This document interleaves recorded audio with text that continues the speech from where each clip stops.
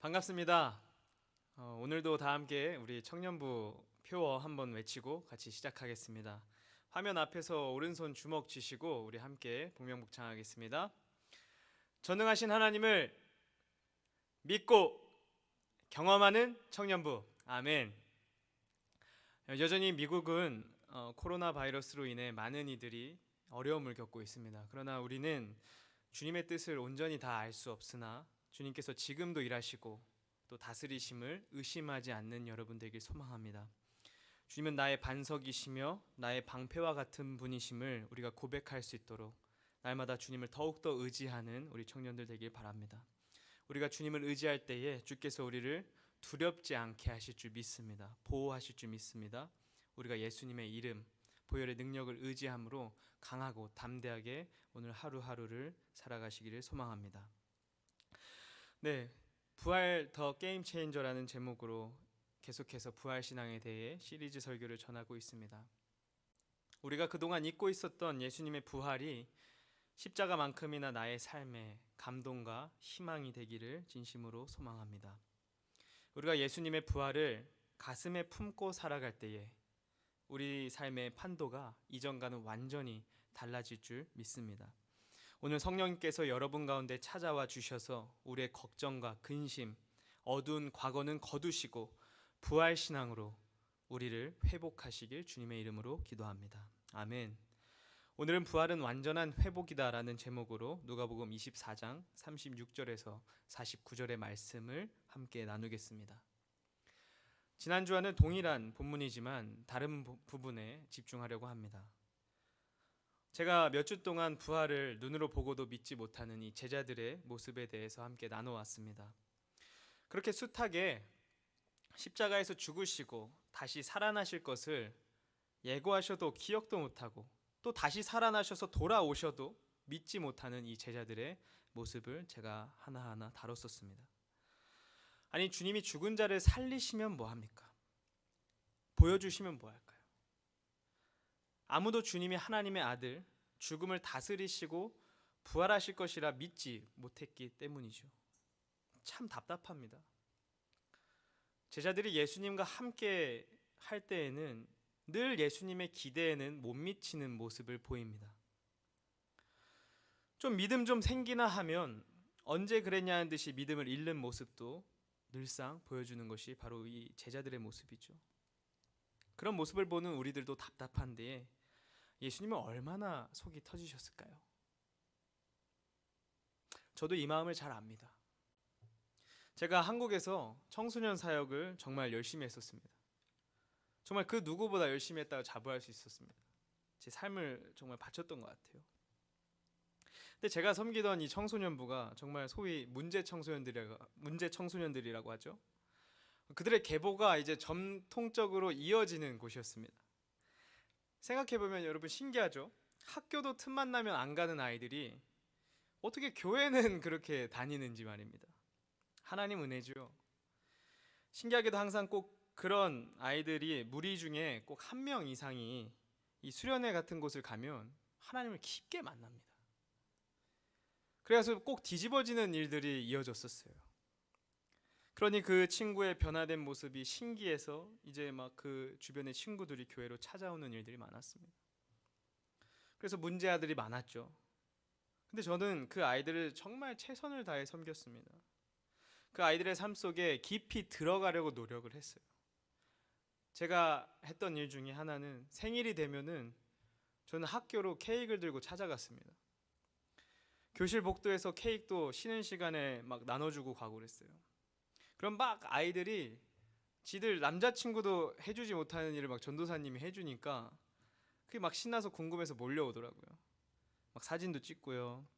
그리고 제가 그때는 부끄럽지만 지금보다 한 15kg 가벼울 때라 남녀공학 가면은 그렇게 인기가 좋았어요. 제 자랑은 여기까지 하겠습니다. 사람도 없는데 제가 이렇게 사람 없는 데서 제 자랑을 하고 있으니까 이상하네요. 제가 교육부 사역을 하면서 정말 7년 동안 단 한 주도 거르지 않고 주중에 학교 앞에 나아가서 그 교문 앞에서 아이들을 전도했습니다. 청소년부 하는 동안은 최소 2개에서 3개의 학교를 한 주에 꼭 한 번 이상씩 방문했습니다. 여름에는 아이스크림 들고 갔고요. 겨울에는 비싸지 않은 그 막 2+1 행사하는 그런 초콜릿 같은 거 들고 갔습니다. 그래서 그냥 예수님의 복음을 직접적으로 전하기보다는 그 아이들의 삶을 응원하고 하이파이브하고 모르는 친구들도 이름 물어보면서 친해지려고 하고 또 기도해 주겠다고 하면서 그렇게 전도를 했습니다. 근데 신기한 거는요. 저한테 한 6개월 이상 얻어먹기 시작하면은 언제 교회에 와 있어요. 언제부턴가. 그렇게 해서 교회에 오게 됐고 전도가 되었습니다. 아마 처음엔 미안해서 온 것 같아요. 의리 때문에. 근데 신기한 거는 그 마음이 움직이는 것도 다 주님이 일하셨다는 것이죠. 노는 애들은요, 자신들에게 관심을 가져주는 어른들이 없습니다. 다들 손가락질하죠. 근데 자신에게 관심을 가져주는 어른이 나타나니까 그게 고마운 마음에 의리가 생겨서 더 잘 나옵니다. 그래서 저희 교회는 전도된 아이들이 70% 정도를 차지했습니다. 근데 이게요, 사실 되게 힘들어요. 교회 부모님이 이제 다니면서 부모님 같이 오는 아이들은 자기들이 좀 빠지고 싶어도 부모님 따라옵니다. 근데 이 아이들은요, 철저히 자기 의지에 달려 있어요. 그래서 제가 주중에 한 번 만나지 않고 혹은 전화 한 번 되지 않으면 무조건 안 옵니다. 그러니까 주일 성수 하나 시키는 게 되게 힘든 거예요. 아이들이 또 삶이 규칙적이지 않으니까요. 그 환경이 좋지 않으니까 밤에 엄청 놉니다. 주일 오전에는 잠에서 헤어나오질 못해요. 생활 패턴이 워낙 불규칙해서 사고도 많이 치고요. 다 말할 수는 없지만 별의별들이 있었습니다. 수련회에 한 번은 선후배끼리 다퉈가지고 경찰이 왔어요. 경찰이 자기들끼리 막 신고하고 그래가지고 아주 법정에서 연락이 오고요. 참 어려웠습니다. 그럼에도 감사한 것은 학교에서는 포기한 아이들이었고요. 때로는 집에서도 포기를 한 아이들이 있어요. 그렇게 컨트롤하기 어려운 아이들인데 주님이 그 아이들을 만나 주시니까 그 인생이 변화되더라고요. 개가천선하는 아이들의 계보가 있었습니다. 우리 교회에. 영등포 지역에서는 이제 막 되게 아이들이 거친 면이 많았는데 이 폭주족이 있었어요. 근데 이 폭주족의 맨 선두 오토바이를 달리던 이 아이가 180도 달라진 거예요. 그래서 인상이요, 전도사님처럼 바뀌었습니다. 굉장히 싸나운 아이였는데 전도사님처럼 바뀌어버렸어요. 누가 봐도 신실해 보이는. 근데 이 아이가 그냥 그렇게 외모만 바뀐 게 아니라요, 삶이 바뀌기 시작했어요. 자기에게 피해를 입은 모든 학생들을 찾아가 무릎 꿇고 사과했습니다. 용서 받을 때까지. 그렇게 노력했어요. 달라지려고. 다 주님이 그 안에 찾아오셨으니까 가능한 인 줄 믿습니다. 그런 아이가 교사가 되어서 이제 자기 인생을 변화시킨 하나님을 후배들에게 전하니까 후배들 입장에서 너무 신기한 거예요. 실제로 자기가 다니던 중학교에 교사 선생님들이 다 그 이름만 들어도 알고 전설이 내려오는 그런 선배인데 이렇게 하나님 믿고 바뀌어 버렸으니까 너무 신기한 거죠. 그러나 이렇게 해서 많은 아이들이 왔고 또 변화되기도 했지만 실제로 그 아이들의 삶의 환경은 달라지지 않다 보니까 잠깐 주님을 만났다가도 너무 쉽게 주님을 또 포기하는 아이들이 늘어났어요. 너무 많았습니다. 사실 이렇게 끝까지 변화된 모습으로 남에게 귀감이 되는 건요, 정말 극히 일부였어요. 변화된 아이들은 많았지만요, 환경이 바뀌지 않아서 어려웠습니다. 수련회를 가면 주님을 정말 깊게 만나는 일들이 많이 일어났어요. 근데 돌아와서 술 담배 다 끊고 또 어떤 친구는 자신이 이제 새롭게 살고 싶다면서 새벽 기도를요 6개월간 계속 나왔습니다. 어른도 어려운 거거든요, 그거는. 근데 이 아이가 고등학교 1학년짜리가 새벽 기도를 6개월간 쉬지를 않고 나왔어요. 그런 아이도 있었습니다. 근데요, 그런 아이가 하루는 어느 날 전화가 오는 거예요. 전사님, 하나님 안 계신 것 같아요. 저 헛짓한 것 같아요.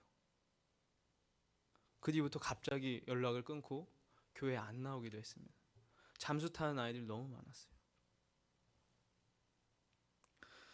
제가 받은 이 예수님의 사랑을 고스란히 전하고 싶어서 정말 한결같이 그 아이들 섬겼는데요. 어쩔 땐 좀 지치더라고요. 때로는 너무 답답해서 세게 혼을 내기도 했습니다.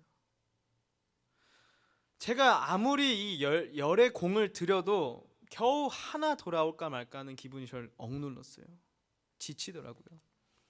특히나 이 아이들은요, 배신도 엄청나게 많이 합니다. 어떤 애들은요, 애초에 목적을 갖고 저를 만나요. 맛있는 거 먹으려고, 아니면은 뭐 자기가 곤란한 일 겪었을 때 부모님 대신 어떻게 좀 해결해 보려고. 그런 아이들을 볼 때마다 마치 밑 빠진 독에 물을 붓는 기분이 듭니다. 주님이 저를 채워주시지 않으면 감당하기가 어렵더라고요. 그런데 제 상황만 봐도 제가 이렇게 지쳐하고 힘든 적이 있었는데, 이 제자들을 보는 주님의 마음은 어떠셨을까요? 사실은 그 제자들에게 공을 들인 면만 보고 놓고 보면 주님께서 훨씬 많은 공을 들이셨습니다. 그들과 동거동락하셨고 그들을 정말 삶을 다해 가르치셨어요. 근데 이렇게 쉽게 무너지고 주님을 쉽게 배신하고 하나도 기억하지 못하는 주님과의 추억, 주님이 하셨던 모든 일 마치 언제 그랬냐는 듯이 잊어버리는 이 제자들 보면서 주님 얼마나 답답하셨을까요? 이 주님의 제자들은요, 늘 예수님의 기대를 못 미치는 모습만 보여줍니다. 실망스러운 모습이 많지요. 주님 앞에서 그들은 배신자들이었고 겁쟁이였으며 주님보다 세상의 눈치를 보는 의리 없는 자들이었습니다. 심지어 몇 번을 가르치고도 금방 까먹고 어리석기까지 하며 눈치도 없는 자들이었어요.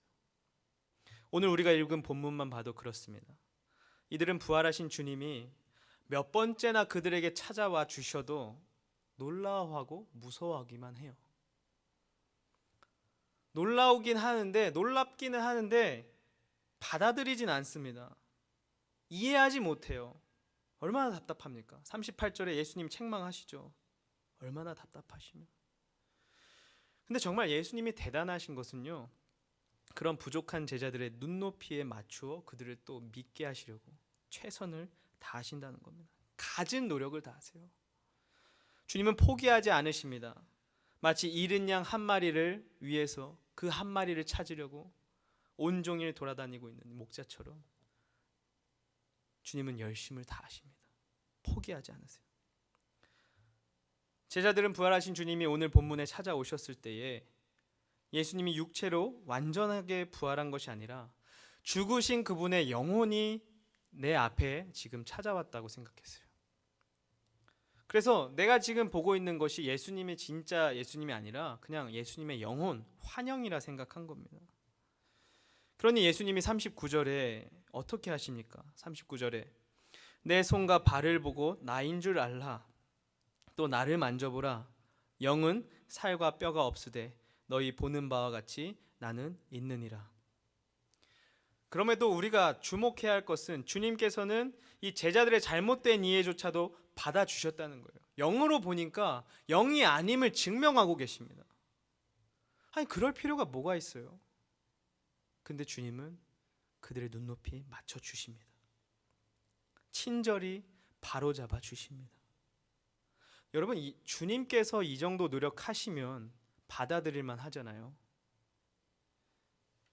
믿을만 하잖아요. 내가 눈으로 보지 않으면 절대 못 믿겠다고 말하던 이 도마도요, 예수님의 못자국을 보고 만져볼 때에 그 자리에서 믿고 고백하였습니다. 회개하였습니다. 하지만 그러지 못한 제자들도 오늘 본문을 보면 분명히 있었던 것 같아요. 40절과 41절을 한번 보십시오. 예수께서 얼마나 답답하셨을지 우리가 한번 생각해 보면서 읽어봤으면 좋겠습니다. 우리 함께 같이 읽어보겠습니다. 시작. 이 말씀을 하시고 손과 발을 보이시나 그들이 너무 기쁨으로 아직도 믿지 못하고 놀랍게 여길 때에 이르시되 여기 무슨 먹을 것이 있느냐 하시니. 여러분 뭐라고요? 너무 기쁨으로 아직도 믿지 못하고 놀랍게 여겼대요. 이게 뭐예요? 정말 이해가 가지 않습니다. 그러니까 실제로 이 손발의 못자국을 보았습니다. 보니까 기분이 좋은 거예요. 그럼 확실히 확인을 한 거죠. 주님이 돌아오신 걸 알게 됐어요. 모두가 기뻐했습니다. 근데 성경은요, 그들이 아직도 믿지 못했다고 말하고 있어요. 그저 놀랍게만 여긴 거예요. 놀랍게만. 믿지는 못하고 놀라워하는 것은 도대체 어떤 이건 무슨 상태인가요? 제가 이 말씀을 묵상하는데 여러 생각들이 들었어요. 놀라워할 만큼 확실한 증거는 보긴 했는데 한 100%까지는 못 받아들인 건가? 그래서 계속해서 한번 물음을 가져보면서 이 장면을 묵상했습니다. 근데 이 장면을 묵상하면서 저에게 드는 깨달음은요, 우리도 이 제자들처럼 생각보다 이 제자들과 같은 모습을 많이 보이고 있구나, 그런 마음이 떠오르더라고요. 여러분, 들떠있는 신앙생활 해보신 적 있으세요? 들떠있는 신앙생활. 교회를 다니다 보면 특히 오랜 시간 주님을 찾는 이 집회와 수련회 같은 곳에서 많은 분들이 뜨거운 신앙생활을, 이제 신앙 체험들을 하는 경우를 봅니다. 제가 섬기던 청소년부도 그랬어요. 정말 수련회에 가면 꼭 한두 명 이상이 정말 뜨겁고 아주 깊은 체험을 합니다. 삶이 달라져요. 변화가 됩니다. 막 마음이 뜨거워져요. 근데요, 그 가운데서도요, 항상 그 체험으로 인해서 잠시는 기뻤으나 놀라워했으나 거기까지만이었던 신앙들이 있습니다. 거기서 그치는 신앙들. 그때 경험했던 그 체험, 그 순간의 감정들이 신기하고 그 방언받은 게 좋아서 그냥 그 기억이 오래 남아서 그거에 잠깐 좀 들떠 있는 거죠. 근데 거기에서 멈춰버리고 다시 언제 그랬냐는데 돌아가 버리는 이들이 있었습니다. 많아요.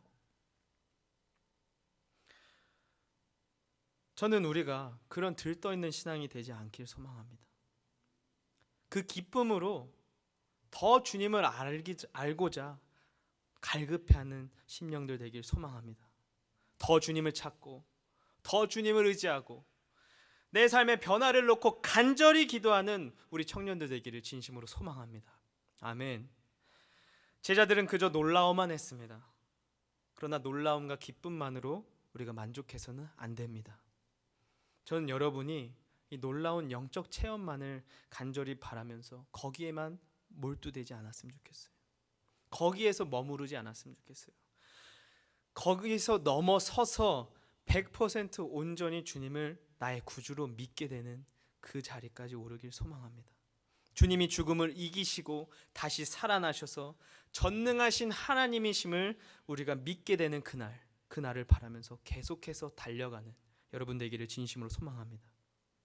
내 삶의 성령의 열매가 맺어지는 그날까지 우리가 이 다름질을 멈추지 말아야 되겠습니다. 주님은 늘 우리 곁에 계십니다. 우리가 주님을 찾기를 기다리십니다. 우리만 포기하지 않으면 주님은 우리를 절대로 포기하지 않으시는 분이심을 우리가 기억해야 되겠습니다. 그분께서 우리에게 찾아와 주셔서 우리의 삶에 임하시고 우리를 변화시켜 주실 줄 믿습니다. 예수님께서는 끝까지 기대에 부응하지 못하는 이 제자들이었음에도 그들을 끝까지 포기하지 않으셨습니다. 41절에 그들이 여전히 못자국을 확인하고도 놀랍게만 여기는 바로 그때에 갑자기 여기서 무슨 먹을 것이 없냐는 황당한 말씀을 주님이 하십니다. 너무 허기가 지셔서 그랬을까요? 저는 이 장면이 주님이 우리를 어떠한 자세로 우리 삶을 이끌어 가시는지 와닿는 장면이었습니다. 주님께서 갑자기 배고프다 하시면서 구운 생선 한 토막을 잡수세요.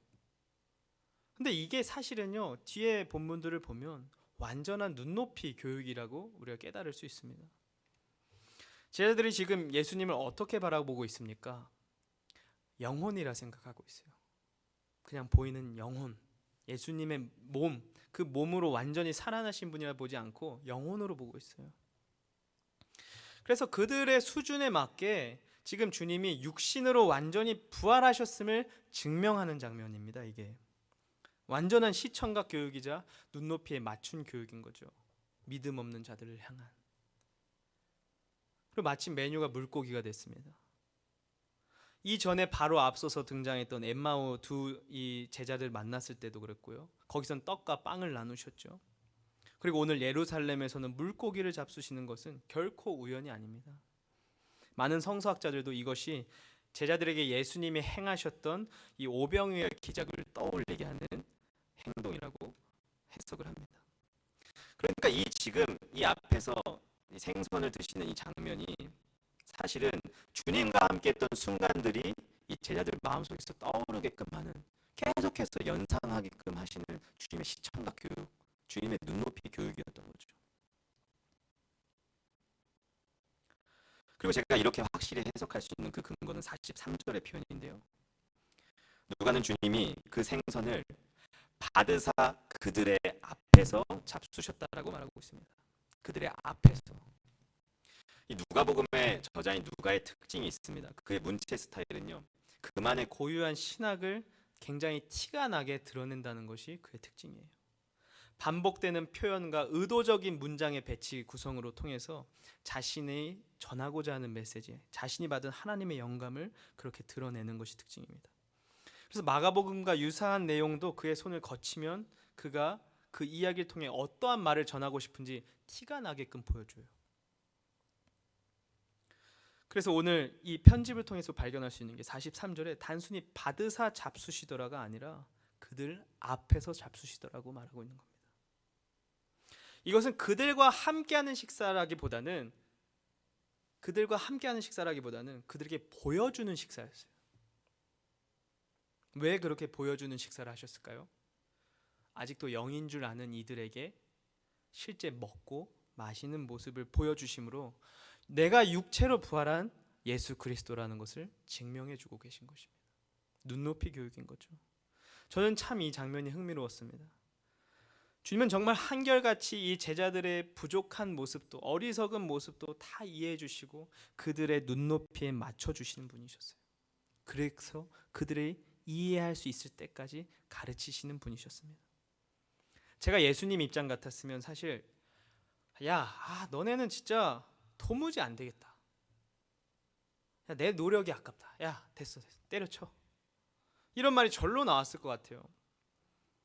예수님께서 그들을 위해 쏟으신 노력이 얼마나 대단합니까? 몇 년을 들여서 그렇게 동고동락하며 가르치셨는데, 기적을 보여주셨는데, 몇 번이나 가르치시고 예언하셨는데 아무도 믿지 못하고 다 까먹어 버리거든요.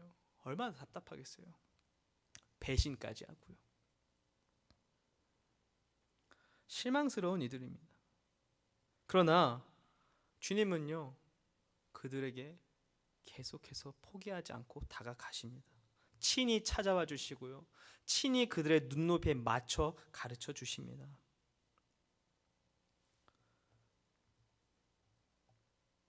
오늘 이 주님의 모습을 우리가 기억했으면 좋겠습니다.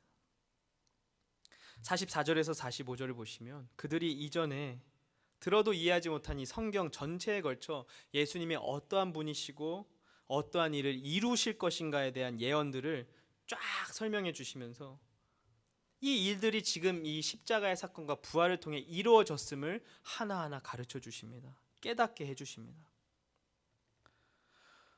한번 우리가 성경을 깊이 읽어보고 싶으신 분이 있으시다면 오늘 본문 누가복음 24장을 천천히 한번 읽어봤으면 좋겠습니다. 예수님께서 지금 이 44절에서 가르치신 것을 앞서 25절 그리고 25절에서 27절의 내용을 보면 이 엠마오에서 만난 두 제자들에게도 동일하게 가르치고 계시는 것을 우리가 쉽게 눈으로 볼 수 있습니다. 그리고 성경 말씀을 가르치신 뒤에 45절에서는 이에 그들의 마음을 열어 성경을 깨닫게 하시고라고 하고 있어요. 이 장면 역시 엠마오의 제자들에게 32절에서 이미 하셨던 행동과 동일한 행동입니다. 즉 동일한 가르침과 동일한 행동을 계속 반복하고 계세요. 될 때까지. 가르쳐줘도 계속 잊어먹는 제자들에게 일일이 계속 설명하는 것 굉장히 귀찮고 답답한 일입니다. 그런데 예수님께서 무엇을 위해 그렇게 동일한 가르침을 기꺼이 반복하시고 그들의 눈높이에 맞추시려고 하고 한결같은 노력을 기울이셨을까요? 그 이유는 바로 이것입니다. 그들의 믿음을 회복시키시고 잊고 있었던 주님의 말씀과 가르침을 깨닫게 하시기 위함입니다. 들어도 알지 못하던 것을 알게 하시며 들어도 다 망각해버렸던 잊고 있었던 주님의 가르침을 다시 깨닫게 하신 것입니다. 너무나도 쉽게 망각해버린 제자들이었지만 그들 안에 잊혀졌던 주님의 가르침이 주님을 그 한결같은 사랑과 관심으로 다시 부활하게 된 것입니다. 그들 안에 잊혀져 있던 주님의 놀라운 능력, 주님께서 하신 모든 일들, 전능하신 주님이 내 삶 가운데 보여주셨던 그 모든 추억들, 그것들이 다시 새록새록 내 기억 속에 부활될 때까지 주님은 그들을 포기하지 않으셨습니다. 사실 주님은 늘 한결같이 포기하지 않는 사랑으로 우리에게 찾아오시는 분이십니다. 구약 시대에도요, 이런 장면이 너무나도 많이 나옵니다. 모세에게도 그렇죠. 그리고 또 사사기 6장 12절에서 23절을 보면요, 기드온이라는 이 사사가 나오는데 이 기드온이 겁쟁이였습니다. 근데 이 기드온에게 찾아와 주셔서 내가 너와 함께 할 것이고 내가 너를 통해서 이스라엘을 구하겠다고 말씀하셨을 때 이 천사를 보고도 기드온이 믿지를 못해요. 그리고 계속 물어봅니다. 제가 어떻게 해요? 저희 집은 제일 작아요. 가문이 저희 집은 유명한 가문도 아니고요. 저는 그 가문 중에서도 제일 막내입니다. 제일 작은 자예요. 그러면서 계속해서 그 하나님의 말씀을 믿지 못해요. 정 그렇게 하실 거면 제게 기적을 보여주셔서 제가 믿게 해달라고까지 시험을 합니다. 그런데요, 재밌는 것은요, 주님이 그 기드온의 말을 다 들어주세요. 그 모든 시험을 다 받아들여 주십니다. 증명해 주세요. 믿을 때까지. 그제서야 기드온이 반성하고 회개하며 이제 주님이 하라고 하는 대로 하기 시작합니다. 근데요, 사람 쉽게 안 변하죠. 또 그래요. 또 6장 36절에서 40절을 보면 이제 진짜 전쟁을 앞두고 있는데 기드온이 양털솜을 가지고 와서 또 주님을 2번이나 시험합니다.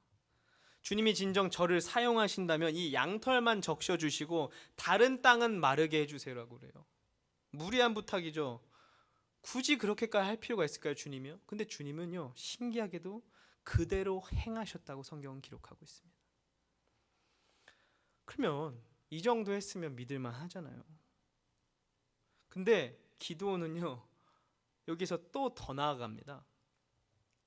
이렇게 말해요. 주님, 제게 노하지 말아 주십시오. 근데 한 번만 더 부탁드리겠습니다. 아니, 자기도 지금 무례하게 계속 주님을 시험하고 있다는 걸 알고 있었어요. 근데 그럼에도 못 믿겠는 거예요. 그러니까 부탁을 하죠. 이번에는 양털만 마르고, 반대로 말하는 거예요. 양털만 마르고 주변 땅은 이슬로 적셔달라고 요구를 합니다. 근데 40절에요, 주님이 거기에 대해서 혼내지도 않으시고 성경에 보면은 그 밤에 하나님이 그대로 행하시니 곧 양털만 마르고 그 주변 땅에는 다 이슬이 있었더라라고 기록되어 있습니다. 그렇습니다. 주님은요, 태초부터 이 구약 시대에서 신약 시대의 예수님을 통해서도, 그리고 현재를 살아가는 우리에게도 성령님을 통해서, 또 앞으로의 미래에까지도 이렇게 우리의 연약함을 이해하시고 우리의 의심마저 받아주시며 우리를 포기하지 않으시고 우리가 믿을 때까지 끝까지 찾아와 주시는 분인 줄 믿습니다. 아멘. 그러니까 주 예수 그리스도께서 부활하신 주님이 이렇게 제자들의 믿음을 회복해 주시고 가르쳐 주시는 것, 이 과정이요, 사실은 이때만 그런 것이 아니라 애초에 주님은 그러셨던 분이셨어요. 변한 적이 없으십니다. 주님은 항상 우리를 포기하지 않으시고 참아주시고 인내하시는 분이셨어요. 우리가 그 주님을 향한 믿음이 다시 회복되고 부활되길 진심으로 소망합니다. 우리가 우리의 마음의 문만 열면 주님은 언제든지 우리의 믿음을 회복시켜 주시고 부활시켜 주실 것입니다. 우리를 포기하지 않으시는 주님의 그 사랑을 믿고 우리가 매일매일 주님을 의지하며 나아가는 우리 청년들 되기를, 또 우리 성도님들 되기를 진심으로 소망합니다. 주님을 잊고 살고 의심했던 이들에게도 주님의 말씀이 믿어지게 해주실 것입니다. 우리의 신앙을 주께서 부활시켜 주실 줄 믿습니다. 사랑하는 청년 여러분, 우리 안에 잊혀져 있던 이 주님의 가르침이 다시 부활되기를 원합니다. 우리 안에 주님이 내 삶 속에서 깊게 행하셨던 그 모든 기억들, 모든 경험들이 부활되기를 소망합니다. 그 간증들이 다시금 우리 입술로 고백되길 소망합니다. 부활하신 주님은 우리의 믿음이 회복되길 원하십니다. 될 때까지 포기하지 않으시는 줄 믿습니다. 우리가 의심하여도 그 의심하는 우리들을 위해 하나하나 증명해 주실 줄 믿습니다. 우리가 포기하지만 않으면 되겠습니다. 왜냐하면 주님이 우리를 포기하지 않으시기 때문이죠. 46절과 47절의 내용에 이 하나하나 귀 기울여 보면은 사실 이 내용 역시 7절에서 천사들이 했던 말과 동일합니다. 그 내용은 이렇죠. 예수님께서 우리를 죄에서 구원하시려고 고난받아 죽임 당하신 지 3일째 되는 날에 죽은 자들 가운데 다시 살아나 부활하실 것과 이 모든 일을 행하신 그분의 이름으로 죄사함을 받게 되는 이 회개가 제자들이 지금 머물고 있던 이 예루살렘으로부터 시작되어서 모든 족속에게까지 전파될 것이 성경에 기록되어 있다는 것이에요. 그러니까 48절에 너희는 이 기록된 모든 일의 증인이 될 것이라고 말씀하십니다. 여기서 47절에 그의 이름으로라는 말은요, 오늘 본문 47절입니다. 원어적인 의미로 보면 그분의 이름을 전하고 그분을 대표하는 자로서 활동하게 될 사도와 제자들을 말합니다. 그들이 전하는 복음의 핵심은요, 세례 요한이 전했던 것과 똑같습니다. 천국이 가까이 왔으니 회개하라는 메시지입니다. 너희들이 회개할 때에 너희들의 죄를 위해서 죽으신 예수 그리스도의 십자가의 보혈이 너희를 구원할 것이다. 그걸 믿어라. 그분을 주님으로 영접해라. 그게 복음의 핵심이에요. 회개하여 제사함 받고 구원에 이르라는 것입니다. 이 모든 일이 일어날 것을 성경이 이미 기록하고 있는데 제자들 너희가 곧 증인이고 이 일을 앞으로 이루어갈 것이라 그렇게 말씀하시는 거예요. 여기서 특별한 것은요, 우리가 기억해야 될 신학적인 포인트가 있는데요, 이 온 민족을 뒤덮을 이 제사함을 받게 하는 회개라는 건 예수님의 죽음과 부활에 토대를 두고 있는 회개라는 거예요. 그러니까 성령을 받는 것 역시 마찬가지로 예수님의 죽으심과 부활이 있어야만 가능한 일이었습니다. 그렇다면 죽음과 부활에 토대를 둔 회개는 무엇일까요? 전능하신 하나님의 아들 예수님께서요, 인간의 모습으로 오셨습니다. 그리고 내 죄값을 치르기 위해 대신 벌을 받고 죽으셨어요. 그러나 그 죄의 사망의 권세들을 다 이기시고 다시 살아나셨습니다. 그래서 그 살아나신 주님께서 죄 가운데 여전히 신음하고 있던 나의 모든 죄값을 치르셨기 때문에 나를 그 죄에서 건져내 주셨어요. 다시 살리셨고 죄와 어두움에서부터 우리를 다시 부활시켜 주셨다는 것입니다. 부활하신 주님은 우리 안에 잊혀졌던 주님의 말씀과 주님을 향한 믿음을 회복시키는 것뿐만 아니라 우리를 죄로부터 건져내시고 다시 살리시는 분이십니다. 주님을 등지고 죄의 종노릇하고 있던 우리들을 건져주신 거예요. 부활시켜 주신 거예요. 그러므로 고개를 들어 다시 주님을 바라봐야 되는 것이죠. 왜 우리가 하나님과의 관계가 멀어질까요? 우리 안에 자리 잡고 쌓여버린 이 죄 때문에 그렇습니다. 여러분 생각해 보세요. 아이들의 모습을 보면요, 너무 쉽게 이해가 갑니다. 부모님이요, 아주 귀하게 여기는 가구나 막 소파들이 있죠. 근데 이 아이들이 장난치다 보면 막 격하게 놀면은 여러 가지 실수들을 꼭 만듭니다. 저희 아이는 얼마 전에 화장실에서 그 아기가, 작은 아기가 어디서 락앤락을 들고 와갖고요, 땅바닥에 깨쳐버렸어요. 산산조각이 났어요. 정말 감사한 건 하나님이 지켜주셔서 하나도 다치지 않았어요. 아기가 피 한 방울 딱 나고요. 이런 일들이 있죠. 근데 좀 크면요, 이 아이들이요, 내가 이 행동을 하면 부모님이 화가 나시겠지 하는 걸 너무 잘 알아요. 그래서 부모님이 귀하게 여기는 소파 같은 거 막 장난치다가 찢어 먹을 수 있습니다. 낙서할 수 있어요. 그러면요, 저질러 버리긴 했지만 두려움이 오기 시작하는 거예요. 왜냐? 부모님이 곧 오실 거니까. 그래서 부모님이 집에 올 때요, 평소 같으면 아빠, 엄마 하면서 뛰어올 아이들도요, 자기가 뭔가 부모님 앞에서 잘못을 저지르면요, 방에 문 닫고 조용히 숨어 있습니다. 왜 그럴까요? 두려운 거예요. 내가 부모님이 싫어할 만한 행동을 했으니까. 그러니 아담과 하와도 그런 모습을 보이죠. 인류의 첫 죄악을 저질렀을 때요. 어떻게 행동합니까? 하나님의 얼굴을 피하여 숨었다고 말하고 있어요. 사랑하는 여러분, 지금 이 말씀을 듣는 중에도 주님 뵐 낯이 없는 이 죄인의 심경으로 함께하는 분들이 있습니까? 저도 그래요. 저라고 해서 다르지 않습니다. 저는 늘 그런 생각할 때 있어요. 저 같은 죄인이 어찌 당당하게 이 말씀을 전할 수 있을까? 그래서 저도 한 사람의 죄인으로 이 자리에 섭니다. 자격 없는 자와 같아서 괴로울 때가 있습니다. 어쩔 땐 말씀을 전할 때 마치 아담과 하와가 벨라치 없어서 숨었던 것처럼 숨고 싶을 때도 있어요. 우리가 얼마나 연약한 죄인인지요.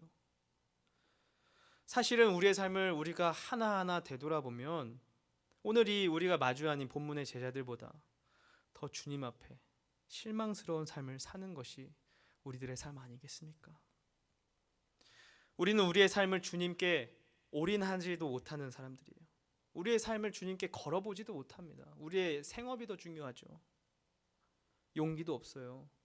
우리 제자들 비겁하다 말하는데 우리는 그 제자들은요 사실 생업을 다 던지고 주님을 따랐던 사람들이에요. 어찌 그런 이들을 우리가 어리석고 배신자라고 손가락질할 수 있겠습니까? 우리는 그들보다도 더 의심하는 자들이고요. 연약하고요. 부족한 자들 같습니다. 아니 주님 앞에서 죄 없이 한 주 하루도 살지 못하는 그런 죄인과 같죠. 그러나 오늘 그 죄인과 같았던 우리의 삶에 주님 말씀하십니다. 고린도후서 5장 17절에 그런즉 누구든지 그리스도 안에 있으면 새로운 피조물이라. 이전 것은 지나갔으니 보라 새 것이 되었도다. 아멘. 그렇습니다. 주님이 여러분에게 이 시간 이렇게 말씀하시는 줄 믿습니다. 사랑하는 딸아, 사랑하는 딸아, 사랑하는 아들아, 내가 너의 모든 죄를 위해 죽어서 이미 그 값을 다 치렀다. 그리고 내가 그 죄를 다 이기고 부활하였다. 보라, 이전에 너의 삶은 가고 이제 너는 새 것이 되었도다. 아멘. 주님은 과거에서도 그러셨고 부활하셔서도 그러셨고 앞으로도 여러분의 연약함을 이해하시고 포기하지 않고 기회를 주시는 주님인 줄 믿습니다. 그분께서 우리 삶에 친히 찾아오실 것입니다. 가르치실 것이고요. 여러분을 뜨겁게 하실 것이며 주님께서 말씀을 주실 것입니다. 그러니 이제 우리가 우리의 과거의 삶은 십자가에 못 박고 부활하신 주님을 따라 새로운 삶의 거듭남을 꿈꾸라고 하시는 이 주님의 말씀을 우리가 따라 살아가는 저와 여러분들 되었으면 좋겠습니다. 지금까지의 실패, 연약한 믿음, 의심들, 또 죄의 유혹에 넘어져서 지난주까지도 주님을 실망시켜 드린 삶을 살았던 사람들, 그런 영혼들, 죄책감에 시달리는 사람들, 오늘 이 시간 이 말씀을 통해 우리가 그 과거와 그 못난 모습들, 그 의심 많았던 우리들, 주님을 배신했던 우리의 과거, 이 시간 다 하나하나 주의 십자가의 못을 받고 새롭게 부활하신 주님을 따라 새롭게 거듭나는 우리들 되기를 진심으로 소망합니다. 주님은 늘 항상 나를 기다려 주십니다. 여전히 연약한 나를 위해 내가 물으면 응답하십니다. 내가 심지어 의심을 할지라도 솔직하게 주님께 나의 믿음 없음을 고백하면 주님이 우리에게 찾아와 주님을 드러내시고 믿을 만한 증거를 우리 삶에 더해 주실 줄 믿습니다. 주님은 늘 그렇게 나를 기다려 주시는 분이십니다. 내 연약함, 내 과거, 내 실패 다 상관없습니다. 애초부터 그런 나를 위해 주님은 목숨도 아끼지 않으셨습니다. 이미 엄청난 희생을 미리 치러 놓으심으로 나를 포기하지 않으시는 주님이심을, 정말 형언할 수 없는 사랑으로 나를 살려주신 분이심을 증명하셨습니다. 그분이 주님이신 줄 믿습니다. 마지막으로 이야기를 하나 나누고 싶습니다. 얼마 전에 미스터 트롯 결승까지 올라가서 화제가 되었던 천재 성악가가 있습니다. 그런데 이 청년이 주목받은 것은 성악가의 변신보다는 굴곡 있는 그의 스토리 때문에 많은 사람들이 그에게 주목을 했는데요. 그의 삶은 실제로 영화화돼서 한석규 씨와 또 이재훈 씨가 주연한 파파로티라는 영화로 이미 많은 사람들의 시선을 끌었습니다. 이 청년의 이름은 김호중입니다. 그는 이혼한 가정 밑에서 할머니 손에 자라면서 불우한 환경에서 크게 되었고요. 가난함 때문에 따돌림을 당하기 시작했습니다. 그래서 그 환경이 그를 거칠게 만들었고요. 결국 그 왕따를 당하던 학생은 이제는 어느덧 지역을 대표하는 싸움꾼이 되고 말았습니다. 중학교 때 우연히 음반 가게에 갔다가 파파로티의 이 공주는 잠 못 이루고 네순 도르마라는 이 노래를 듣고는 우연치 않게 성악가가 되고 싶다는 꿈을 꾸게 돼요. 그리고 기적처럼 예고에 진학을 하게 됩니다. 근데 이미 거친 삶을 살고 싸움꾼으로 이중 생활을 했던 이 호중 씨가 어릴 때부터 음악을 해온 이 동기들과 함께 학교 생활을 하는 건 사실 쉽지가 않았던 거예요. 그래서 적응을 하지 못합니다. 또 다시 추락하고 말죠. 결국 더 심하게 그 삶이 추락하게 되었고 이제는 더 나아가서 싸움만 하고 다니던 그에게 폭력 조직의 스카우트 제의가 들어옵니다. 그래서 실제로 조폭으로 그렇게 업소를 관리하고 범죄자의 삶을 살게 돼요. 그러면서 학교에서는 당연히 퇴학 위기에 몰리고 맙니다. 그럼에도 그의 재능을 아깝게 생각한 선생님이 자신의 학교에서는 이제 퇴학당하게 생겼으니까 아는 선배인 이 서수용 선생님이라는 분에게 전화를 걸게 됩니다. 우리 학교에 완전 꼴통이 있는데 천재성이 너무 있으니까 형이 꼭 한 번만 봐줬으면 좋겠다. 형네 학교에서 좀 관리해주면 안 되냐. 마침 이 서수용 선생님의 학교가 미션 스쿨이었던 거예요. 그러니까 한번 좀 받아주면 안 되냐 했던 거죠. 기독교 학교니까. 그래서 어쩔 수 없이 나가 봅니다. 근데 첫 만남에 30분 동안 찾아오질 않는 거예요. 지각을 하는 거죠. 근데 나 겨우 30분 지나고 나서 이제 모습을 이제 겨우 드러냈는데 그 모습이 매우 충격적이었다고 고백을 해요. 제가 기사를 찾아서 본 건데 너무 흥미롭더라고요. 이 선생님의 표현이 그 자리에서 집에 가고 싶었대요. 왜냐면 학생이라고 왔는데 이 강호동만한 이 덩치로 금목걸이와 금반지에 문신에다가 정장을 입고 왔다는 거예요. 그냥 조폭인 거예요, 진짜로. 그리고 껄렁껄렁한 모습으로 와가지고 어느 고등학교 김호중입니다 하면서 이제 대구 사람이니까 껄렁껄렁한 모습으로 이렇게 인사를 하는데 이 선생님이 충격을 받습니다. 야, 이거 나도 이렇게 얘가 부담스럽고 무서운데 우리 학교 학생들은 어떻게 얘를 감당할 수 있을까 이런 생각이 들었대요. 그래서 그냥 노래나 불러보게 하고 집에 가자 그렇게 생각을 했다고 해요. 또 한번 노래는 불러보게 해야 되니까 뭐 해볼 거냐 했더니 껄렁껄렁한 모습으로 하는 말이 푸치니 오페라 토스카에서 별은 빛나건만이라는 노래가 있는데 그걸 부르겠다고 하는 거예요. 근데요, 사실 이 노래가 굉장히 어려운 노래래요. 이 서 선생님이 말씀하시기를 직업 성악가들도 보통 1시간 정도 목을 풀고 부르는 고음의 노래라고 합니다. 자신도 고등학교 시절 때 이분도 성악을 전공했거든요. 독일 유학을 하셨고. 근데 10번 부르면 절반은 실패하는 노래가 바로 이 노래였다고 해요. 근데 껄렁껄렁하게 목도 풀지 않고 갑자기 그냥 거침없이 시작을 하는데 그 노래를 듣고 이 서 선생님이 경악을 합니다. 너무 잘해서, 너무 퍼펙트해서. 그래서 그때부터 이 선생님이 이 아이를 계속해서 관리하기 시작해요. 너 나랑 같이 음악 해보자. 다만 절대 폭력 쓰지 말고 절대 거르지 않고 나를 계속 따라와라. 한번 같이 해보자. 네, 이 김호중도 성악가가 되고 싶었던 꿈이 있었기 때문에 그게 나쁘지 않았던 거예요. 그래서 이 선생님을 따르기 시작합니다. 근데 세상이요, 결국에 이렇게 선생님을 따라서 살기 시작한 이 김호중 씨가 완전히 변화된 달라진 모습으로 정말 기적을 계속 써내려갑니다.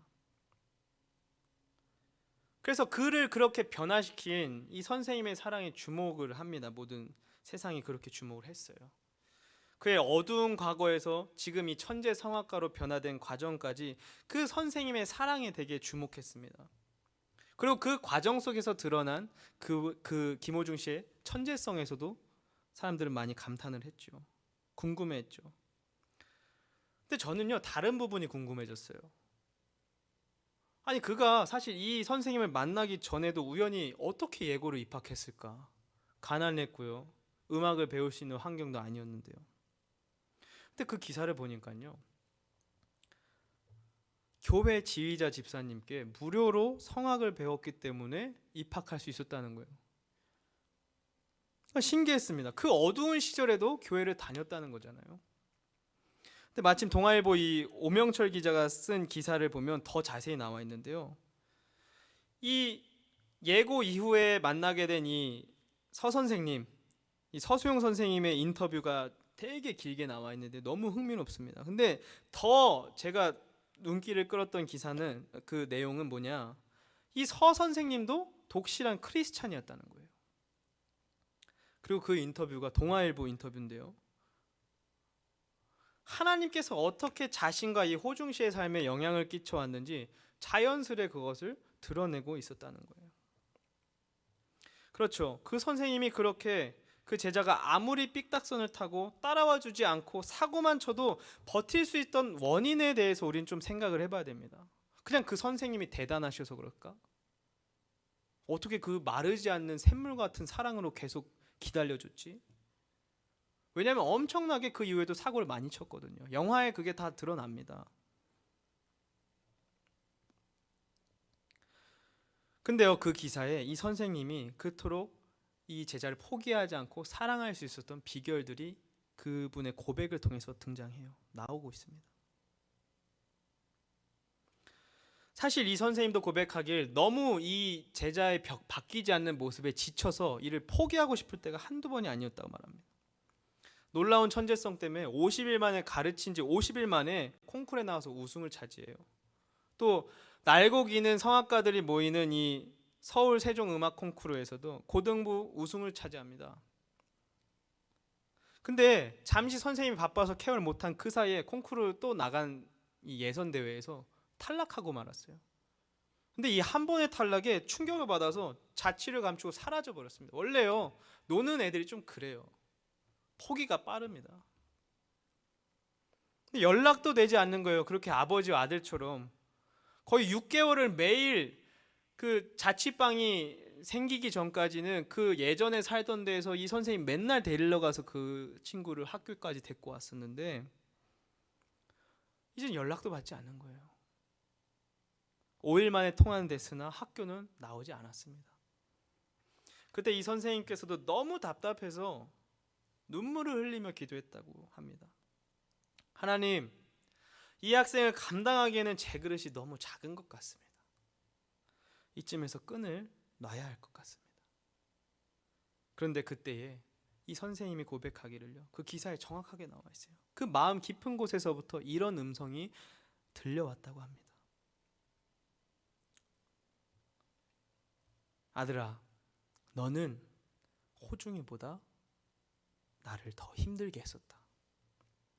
정 너가 그렇게 힘들어하면 나도 너를 잡고 있던 이 끈을 내가 놓아버려도 되겠니? 그 순간 이 선생님의 마음이 무너져서 그 자리에서 무릎 꿇고 눈물로 회개했다고 합니다. 이 일이 있은 뒤에 10일간 결석 끝에 이 학교로 이 호중군이 찾아옵니다. 근데 이 선생님 보자마자 양심의 가책을 느끼는 거예요. 자기의 잘못이 너무 커서 이제는 더 이상 옛날에 아버지와 아들과 같은 이 관계로 돌아갈 수가 없으니 내가 전학 가고 이제 포기하겠다, 마무리 짓겠다, 그렇게 말합니다. 그때 너무 화가 나서 이 선생님이 뺨을 때리고 붙들고 울면서 선생님이 이렇게 말씀하셨다고 해요. 호중아, 내가 너를 용서하지 못할 권리가 없어. 그러니 새로 시작하자. 이 말에 호중 씨도 따라 울었고 이때부터 180도 달라지게 되었다고 합니다. 최선을 다해 집중하기 시작한 그는 얼마 되지 않아 짧은 시간 내에 이 오페라 투란도트에 나오는 공주는 잠 못 이루고 네순 도르마를, 그 자신이 꿈꿨던 그 곡을 석 달 만에 완숙한 표현력으로 불러냅니다. 그리고 이 연주 장면을 유튜브에 이 서교사가 직접 찍어서 올렸더니 난리가 나서 SBS 인기 예능 프로그램 스타킹에서 그를 섭외하기도 합니다. 그리고 2번의 우승을 차지하고 음대 장학생이 됩니다. 또 그 음대 장학생이 되어서 이제는 독일로 유학 지원을 받아서 성공적인 커리어도 쌓게 되었습니다. 이혼한 부모에게서 버림받아 할머니와 홀로 자라온 인생, 가난하다는 이유로 따돌림 당하고 또 그 분노가 폭발해서 이 세상 곳곳에서 갈등을 일으키며 비뚤어진 길로 살아갔던 그 인생, 이 안타까운 인생, 밑바닥에 있던 인생, 고등학생 나이에 폭력 조직에 가담하고 있었던 이 밑바닥의 인생을 하나님은 포기하지 않으셨던 것이죠. 그 와중에도 교회 집사님을 통해서 예고를 갈 수 있게 해주셨고, 우연치 않게 성악가의 꿈을 꾸게 하시고, 하나님의 사람을 정말 하나님의 사랑을 표현할 수 있는 그 사람들을 붙여주셔서 그를 계속해서 인도해 가셨습니다. 저는 이 모든 과정에서 한 영혼을 포기치 않으시는 주님의 사랑이 느껴졌습니다. 가슴이 뭉클해졌습니다. 주님이 그를 포기하지 않으셨기 때문에 선생님도 그를 포기하지 않을 수 있던 것이죠. 그 주님의 사랑은 그 선생님에게 흘렀고, 그 선생님의 사랑이 흘러서 그 인생을 어둠에서 건져내 주었습니다. 과거의 제된 삶을 청산하는 것도 주님이 하신 것이고, 이 탈퇴를 용납 못하는 조직의 괴롭힘과 폭행도 버틸 수 있게 하신 것도 주님이 주신 힘으로 버틴 겁니다. 또 학창시절 때 피해를 준 학생들을 찾아가 일일이 무릎을 꿇고 용서를 빌 수 있는 마음도 주님이 그를 포기하지 않으시고 계속해서 이끌어 가셨기 때문에 가능한 것이라 저는 믿습니다. 주님이 그를 포기하지 않으셔서 그의 삶을 어둠에서 부활시키셨습니다. 이제 그의 과거는 남들에게 희망이 되어주는 완전히 새로운 삶을 이제는 살게 되었습니다. 사랑하는 청년 그리고 성도 여러분, 주님을 믿는, 신실하게 믿는 선생님도 이 한 아이의 삶을 바꿔갔습니다. 왜냐하면 그와 함께 하시는 하나님이 그 영혼을 포기하지 않으셨기 때문에 그렇습니다. 그 주님께서 과거에도 그러셨던 것처럼 지금도 그리고 앞으로도 우리의 삶을 포기하지 않으십니다. 우리가 아무리 죄된 삶을 살았을지라도, 우리가 아무리 믿음 없는 모습을 보일지라도, 우리가 어제까지 주님을 배신한 사람들일지라도 주님은 우리를 포기하지 않고 우리를 회복시켜 주시는 주님이심을 믿습니다. 우리의 연약함마저도 이해하시고 찾아와 주셔서 우리에게 뜨겁게 마음을 회복시켜 주시고 하나님을 향한 사랑이 생솟게 하시고 우리를 깨달아 알게 해주시며 우리의 인생을 회복시켜 주시는 그 주님이 오늘 이 시간 우리의 믿음을 부활시켜 주실 줄 믿습니다. 우리가 그 주님을 믿고 우리가 나아가며 이 시간 함께 찬양하고 같이 기도하도록 하겠습니다.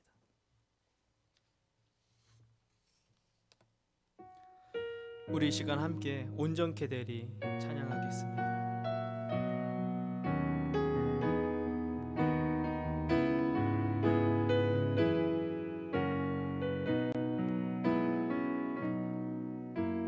주 앞에 나와 제사를 드리네, 마음 열어 내 삶을 드리네. 주를 봅니다.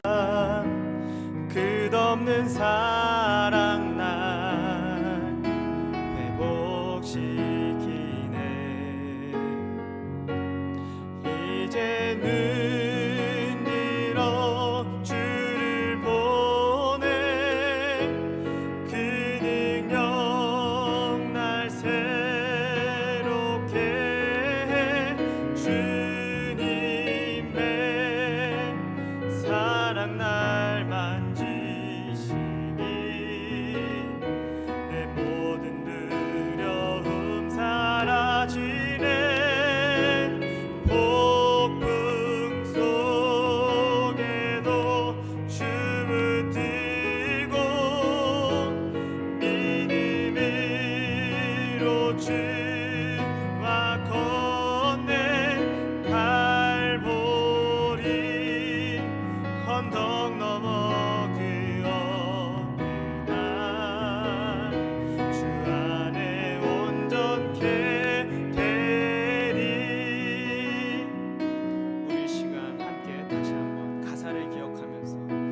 마음을 열어 우리를 회복시켜 주시고 끝없는 사랑으로 포기치 않으시고 우리의 삶을 다시금 새롭게 하시는 부활케 하시는 주님의 사랑을 기억하며 우리 시간 함께 찬양하길 소망합니다. 주 앞에 나와 제사를 드리네 마음 열어 내 삶을 드리네 주를 봅니다. 끝없는 사랑 날 회복시키네 이제 눈 들어 주를 보내 그 능력 날 새롭게 해 주님의 사랑 날 만지시니 내 모든 두려움 사라지네.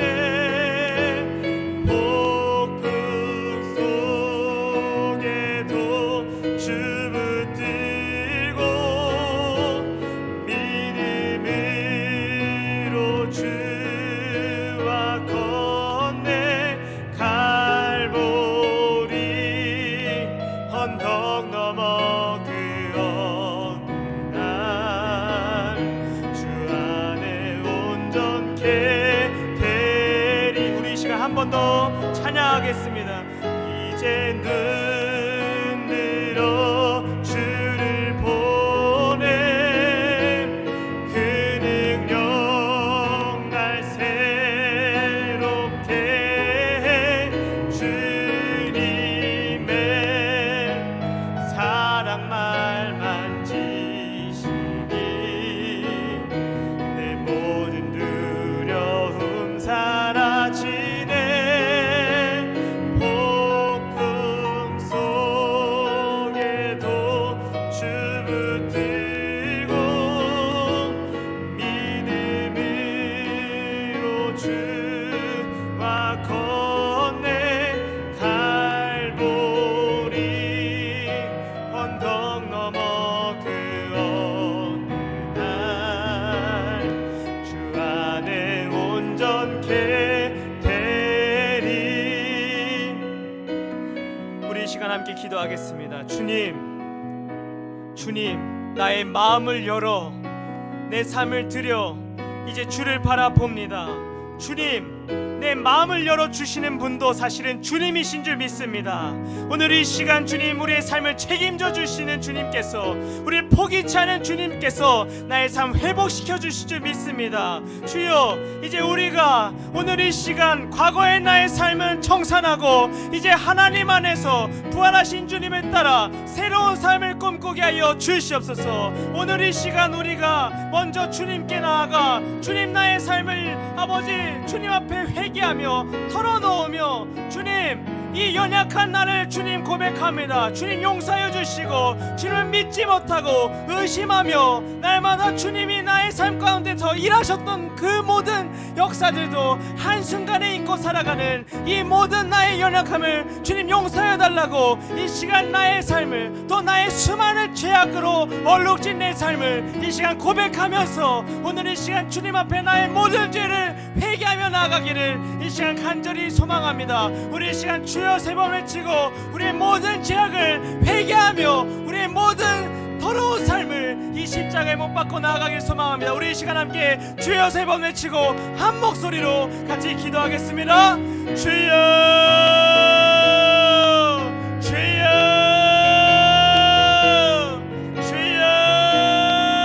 주여. 하나님 아버지 오늘 이 시간 우리의 모든 더러운 죄악들을 주님 이 시간 고백합니다. 주여 우리가 주님께 털어놓습니다. 주여 우리의 연약한 믿음을 나고자 카시아라 카야라 바라바스 오 아버지 주님 앞에 고백합니다. 주여 이 연약함을 주님 너무나도 잘 아실 줄 믿습니다. 주님 벨라치 없습니다. 부끄럽습니다. 어제도 주님을 의심하였고 아버지 엊그제도 다시 결단하였지만 또 오늘 무너지는 저희들입니다. 주여 이런 연약한 주님, 이렇게 연약한 저희들을 주님 우리를 새롭게 하여 주시고 우리를 용서하여 주시옵소서. 오 주여 주여 하나님 우리에게 아버지 주님 새 믿음을 더하여 주시고 우리가 다시 일어나 아버지 새롭게 우리의 믿음이 부활하였소. 이전의 것은 가고 새롭게 살아가는 저희들 되길 소망합니다. 주여 주님 아버지 얼마나 주님 앞에 많은 죄악을 저질렀는지 모릅니다. 하나님 어제까지도 주님을 배신하였고 어제까지도 주님을 없는 것처럼 내 욕정에 정욕에 사로잡혀 하나님이 기뻐하지 않으실 것들을 행하며 그렇게 살아왔던 저희들이 있습니다. 주여 우리의 삶에 오늘 이 시간 모두 고백하오니 주여 내 모든 죄를 주의 십자가에 못 박습니다. 주여 주의 십자가의 보혈로 그 모든 죄를 사하여 주시고 그 십자가의 보혈로 우리를 건져내 주신 주님께서 그 모든 죄의 사망의 권세를 극복하시고 부활하셔서 우리도 부활의 꿈을 꾸게 해주신 주님, 우리를 살리신 주님, 죄 가운데서 건져내신 주님, 그 주님을 믿고 우리가 새로운 삶 살아가기를 원합니다. 주여 우리에게 새로운 삶 허락하여 주시고 새 생명을 우리에게 더하여 주시옵소서. 이제 이전의 나는 이제 예수 그리스도의 십자가에 못 박고 주님을 믿는 믿음으로 새로운 삶을 살아가게 하여 주시옵소서. 주여 아버지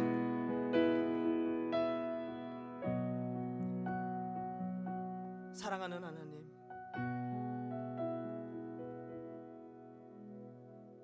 오늘 이 시간 연약한 저희들의 모습들, 믿음 없는 모습들, 죄로 얼룩진 모습들, 주님을 배신하였던 나의 삶, 이 시간 다 하나하나 주님께 고백합니다. 지금 주님을 찾고 주님 앞에 간절히 무릎 꿇은 청년들과 우리 성도님들의 삶에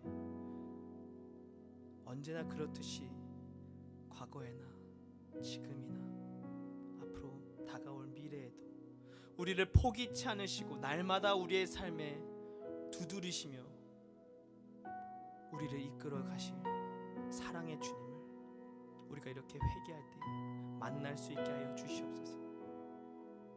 오늘 우리의 모든 과거의 삶은 예수 그리스도의 십자가에 못 박고 주님의 보혈의 능력으로 새 생명을 얻고 죄에서 건짐받아 의심의 늪에서 건짐을 받아 정결한 삶으로 또 의심 없는 믿음의 삶으로 거듭나게 하여 주시고 성령이시여 우리에게 찾아와 주셔서 주님을 믿는 믿음을 더하여 주시고 성령의 그 충만함으로 우리를 회복시키시고 우리의 믿음과 우리의 소망을 부활시키시며 우리 삶 가운데 일하셨던 하나님과 나와의 추억들, 놀라운 간증거리들이 잊혀지지 않고 회복되어지는 부활의 역사가 우리에게 일어나게 하여 주시옵소서. 모든 것을 주님께 맡깁니다. 주여 일하여 주시옵소서.